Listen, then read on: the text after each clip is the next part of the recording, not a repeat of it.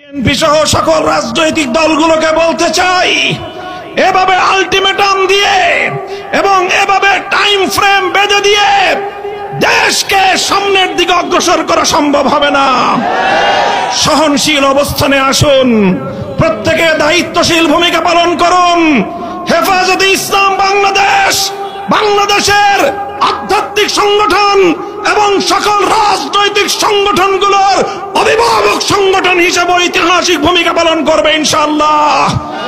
হেফাজতে ইসলামের মঞ্চ থেকে আমি আমাদের বাংলাদেশের এই ক্রান্তিকালের ত্রাতা হিসেবে আবির্ভূত অধ্যাপক প্রফেসর ডক্টর ইউনূস সাহেবকে আহ্বান জানাতে চাই, আপনি আপনার সংস্কার কার্যক্রম সুসম্পন্ন করুন। এদেশের রাজনৈতিক দলগুলোকে সঙ্গে নিয়ে নির্বাচন ব্যবস্থার আমূল সংস্কার সাধন করুন।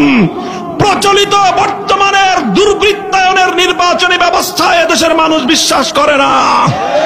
এই দুর্বৃত্তপনার নির্বাচনের মাধ্যমে কিছু দুর্বৃত্তরাই সংসদ সদস্য হতে পারে, ভালো মানুষের সংসদ সদস্য নির্বাচিত হওয়ার কোনো ব্যবস্থা নেই।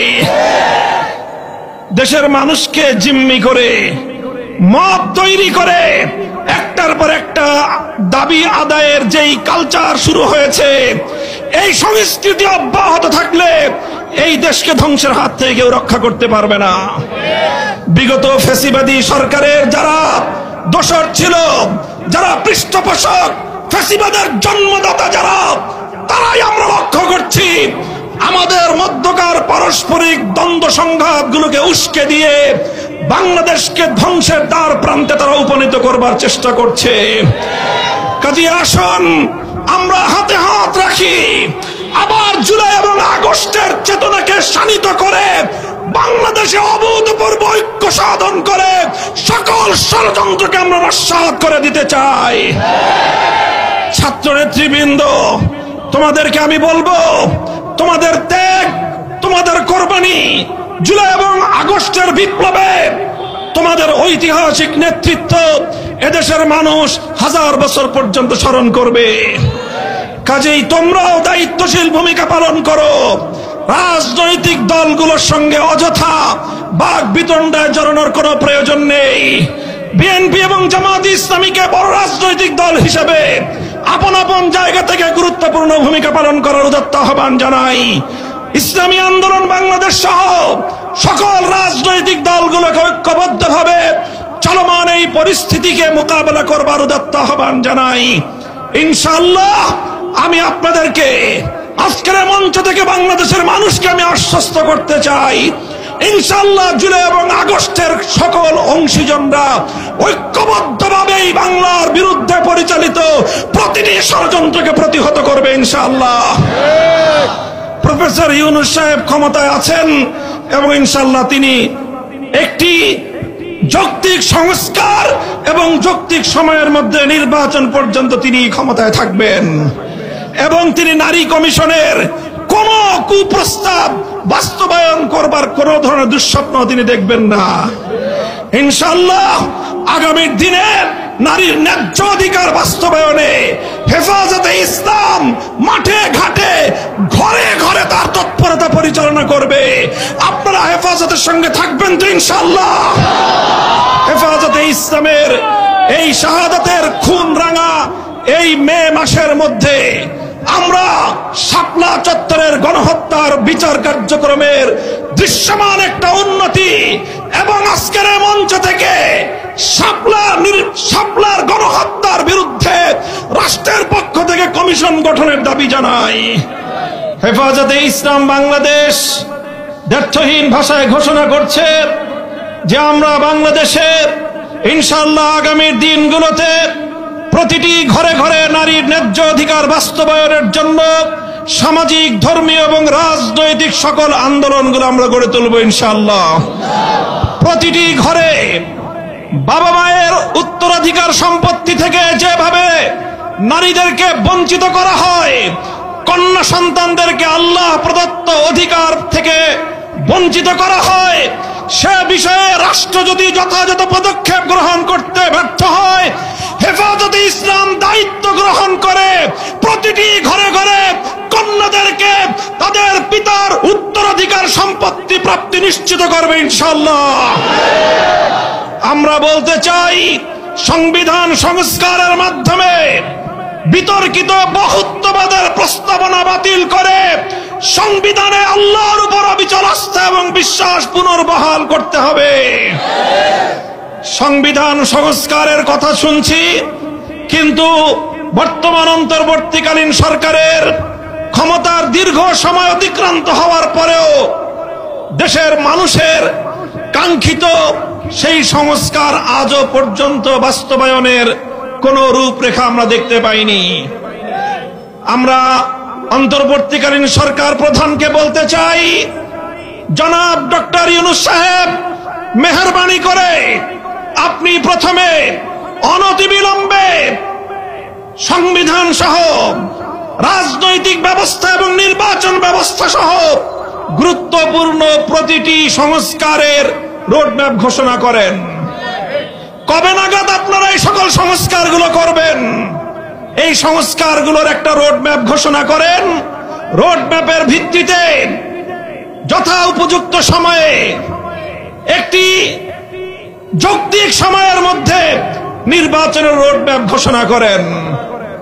আর সেই নির্বাচন বাস্তবায়নের আগে বাংলাদেশের হাজার হাজার মানুষের রক্তের দাগ লেগে আছে যে খুনি ফ্যাসিবাদী শেখ হাসিনা এবং তার খুনি মন্ত্রিসভা এবং প্রশাসনের হাতে, তাদের বিরুদ্ধে আইনানুগ ব্যবস্থা গ্রহণ সহ তাদের বিচার কার্যক্রমকে দৃশ্যমান পর্যায়ের উন্নতি করতে হবে।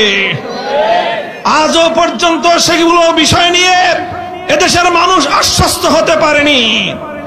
বাংলাদেশের বিগত জুলাই এবং আগস্ট বিপ্লবের প্রতিটি অংশীজনকে আমি আজ হেফাজতে ইসলামের পক্ষ থেকে উদাত্ত আহ্বান জানাতে চাই।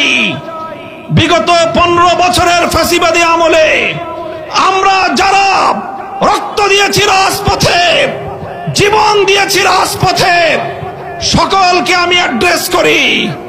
বাংলাদেশের বর্তমান সময়ের সর্ববৃহৎ রাজনৈতিক দল জাতীয়তাবাদী দল বিএনপি, বিগত আমলের অন্যতম মজলুম সংগঠন জামাতে ইসলামী বাংলাদেশ, জুলাই এবং আগস্টের মহানায়ক আমার ছাত্র জনতা, ছাত্র নেতৃবৃন্দ, আর তাদের সকলের সঙ্গে এদেশের 2013 সাল এবং 2021 সাল দুইবার বাংলার মাটিকে বুকের রক্ত দিয়ে পবিত্রতা দানকারী হেফাজতে ইসলাম বাংলাদেশের লক্ষ কোটি তৌহিদি জনতা, আসুন বিভেদ ভুলে গিয়ে ফ্যাসিবাদী স্বৈরাচারী শেখ হাসিনা সহ তার সকল দোষরদের বিচার নিশ্চিত করবার জন্য আমরা আমাদের জুলাইয়ের চেতনাকে আবার নতুন করে শানিত করি।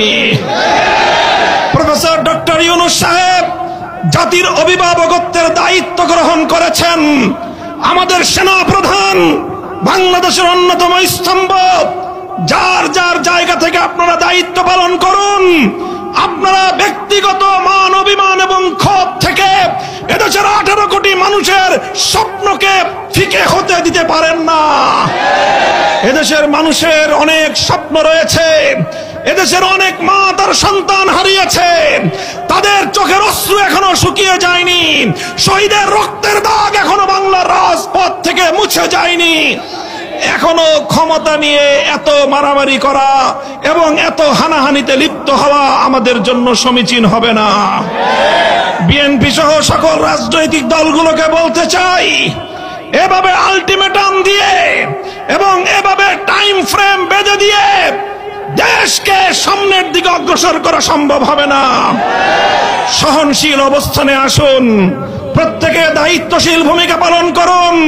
হেফাজতে ইসলাম বাংলাদেশ বাংলাদেশের আধ্যাত্মিক সংগঠন এবং সকল রাজনৈতিক সংগঠনগুলোর অভিভাবক সংগঠন হিসেবে ঐতিহাসিক ভূমিকা পালন করবে ইনশাআল্লাহ। হেফাজতে ইসলামের মঞ্চ থেকে আমি আমাদের বাংলাদেশের এই ক্রান্তিকালের ত্রাতা হিসেবে আবির্ভূত অধ্যাপক প্রফেসর ডক্টর ইউনূস সাহেবকে আহ্বান জানাতে চাই, আপনি আপনার সংস্কার কার্যক্রম সুসম্পন্ন করুন। এদেশের রাজনৈতিক দলগুলোকে সঙ্গে নিয়ে নির্বাচন ব্যবস্থার আমূল সংস্কার সাধন করুন। প্রচলিত বর্তমানের দুর্বৃত্তায়নের নির্বাচনী ব্যবস্থায় এদেশের মানুষ বিশ্বাস করে না। এই দুর্বৃত্তপনার নির্বাচনের মাধ্যমে কিছু দুর্বৃত্তরাই সংসদ সদস্য হতে পারে, ভালো মানুষের সংসদ সদস্য নির্বাচিত হওয়ার কোনো ব্যবস্থা নেই। দেশের মানুষকে জিম্মি করে মব তৈরি করে একটার পর একটা দাবি আদায়ের যেই কালচার শুরু হয়েছে, এই সংস্কৃতি অব্যাহত থাকলে এই দেশকে ধ্বংসের হাত থেকে কেউ রক্ষা করতে পারবে না। বিগত ফ্যাসিবাদী সরকারের যারা দোসর ছিল, যারা পৃষ্ঠপোষক, ফ্যাসিবাদের জন্মদাতা যারা, তারাই আমরা লক্ষ্য করছি আমাদের মধ্যকার পারস্পরিক দ্বন্দ্ব সংঘাতগুলোকে উস্কে দিয়ে বাংলাদেশকে ধ্বংসের দ্বার প্রান্তে তারা উপনীত করবার চেষ্টা করছে। কাজী আসুন আমরা হাতে হাত রাখি, আবার জুলাই এবং আগস্টের চেতনাকে শানিত করে বাংলাদেশে অভূতপূর্ব ঐক্য সাধন করে সকল ষড়যন্ত্রকে আমরা নস্যাৎ করে দিতে চাই। ছাত্র নেতৃবৃন্দ, তোমাদেরকে আমি বলবো, তোমাদের ত্যাগ, তোমাদের কোরবানি, জুলাই এবং আগস্টের বিপ্লবে তোমাদের ঐতিহাসিক নেতৃত্ব এদেশের মানুষ হাজার বছর পর্যন্ত স্মরণ করবে। কাজেই তোমরাও দায়িত্বশীল ভূমিকা পালন করো। রাজনৈতিক দলগুলোর সঙ্গে অযথা বাক বিতণ্ডায় জড়ানোর কোনো প্রয়োজন নেই।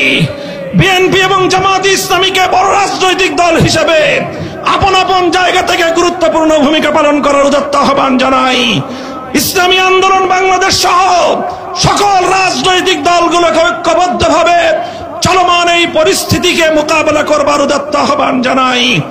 ইনশাআল্লাহ আমি আপনাদেরকে আজকের মঞ্চ থেকে বাংলাদেশের মানুষকে আমি আশ্বস্ত করতে চাই, ইনশাআল্লাহ জুলাই এবং আগস্টের সকল অংশীজনরা ঐক্যবদ্ধভাবে এই বাংলার বিরুদ্ধে পরিচালিত প্রতিটি ষড়যন্ত্রকে প্রতিহত করবে ইনশাআল্লাহ।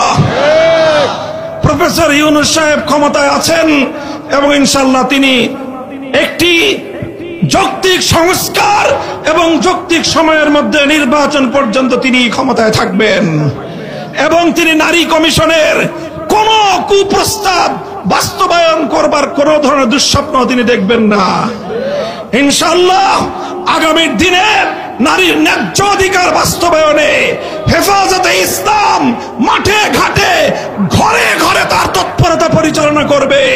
আপনারা হেফাজতের সঙ্গে থাকবেন তো ইনশাআল্লাহ? হেফাজতে ইসলামের এই শাহাদাতের খুন রাঙা এই মে মাসের মধ্যে আমরা শাপলা চত্বরের গণহত্যার বিচার কার্যক্রমের দৃশ্যমান একটা উন্নতি এবং আজকের মঞ্চ থেকে শাপলার গণহত্যার বিরুদ্ধে রাষ্ট্রের পক্ষ থেকে কমিশন গঠনের দাবি জানাই। এভাবেই যেন আমাদের ঐক্যবদ্ধভাবে আমরা বাংলাদেশকে রক্ষা করব। বাংলাদেশ জিন্দাবাদ।